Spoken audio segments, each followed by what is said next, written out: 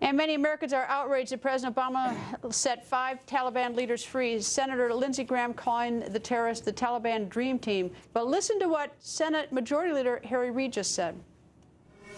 Guantanamo has been there far too long. And I think that we should get them out of there as quickly as we can. We've been held up from doing that by the Republicans, not wanting any of them to be tried here in the United States, even though our record here is really quite good.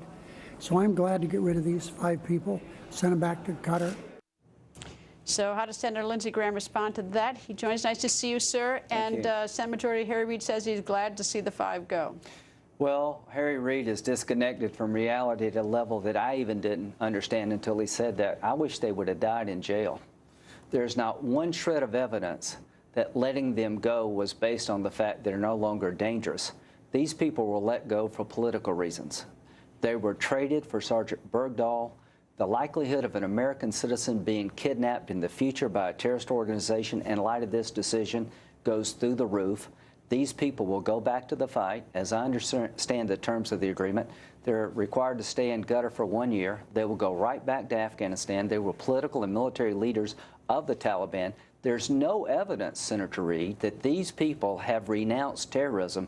Quite the opposite. They're now heroes. Why?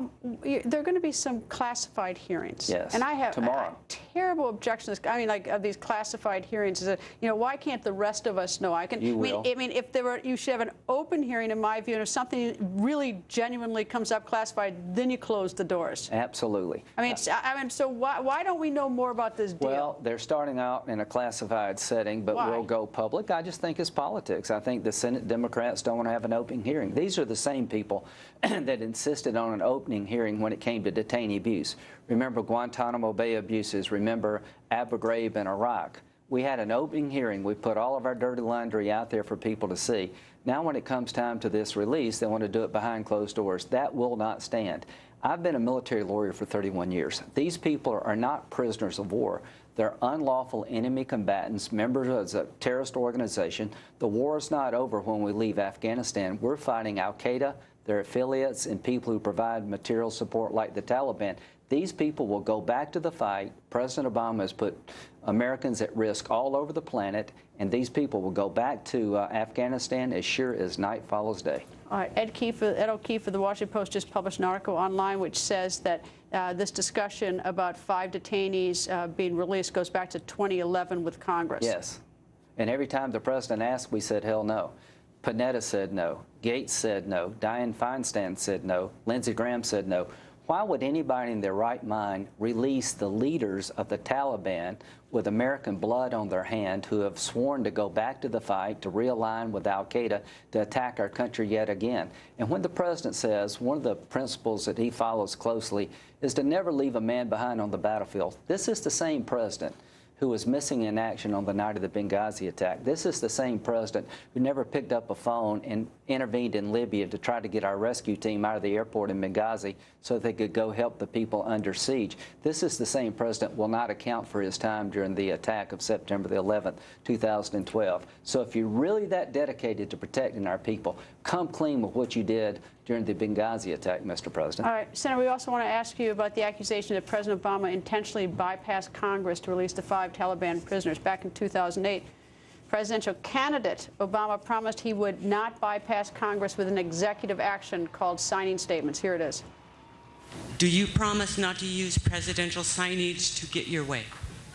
Yes. Congress's job is to pass legislation. The president can veto it or he can sign it. But what George Bush has been trying to do as part of his effort to accumulate more power in the presidency is he's been saying, well, I can basically change what Congress passed by attaching a letter saying, I don't agree with this part or I don't agree with that part. I'm going to choose to interpret it this way or that way. That's not part of his power. But this is part of the whole theory of George Bush that he can make laws as he's going along. I disagree with that. I taught the Constitution for 10 years. I believe in the Constitution, and I will obey the Constitution of the United States. We're not going to use signing statements as a way of doing an end run around Congress. All right?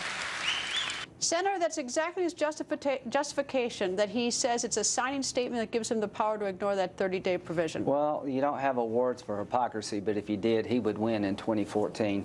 The one thing about George W. Bush, if he were president, these guys would still be in jail. They should be in jail.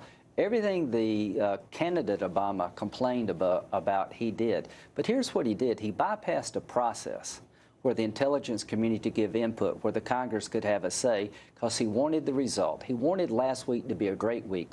We're going to pull all of our troops out by 2016, not realizing that empowers our enemies and puts our nation at risk. And I got the one captive back. He thought everybody would be cheering. But when we see these 5 guys on TV, it reminds every American that radical Islam is our enemy, that he's let our enemy out. They're going to come back to killing Americans just as sure as we're talking about this tonight.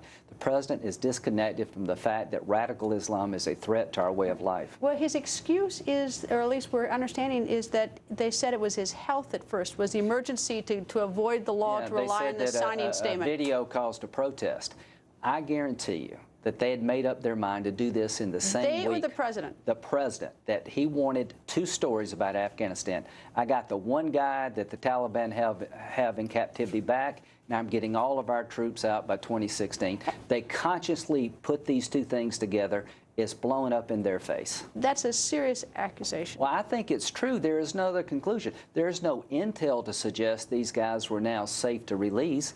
I haven't seen any evidence at all from the intelligence community that the guy's life was threatened. We get briefings all the time about what's going on. I haven't seen any information that Bergdahl's life was threatened. All right, was Bergdahl, this clarify this for me, is Bergdahl held by the Taliban or the Haqqani network? Because we dealt with the Taliban. Yeah, well, the Taliban insisted that their 5 leaders be released, so clearly we were negotiating with the Taliban.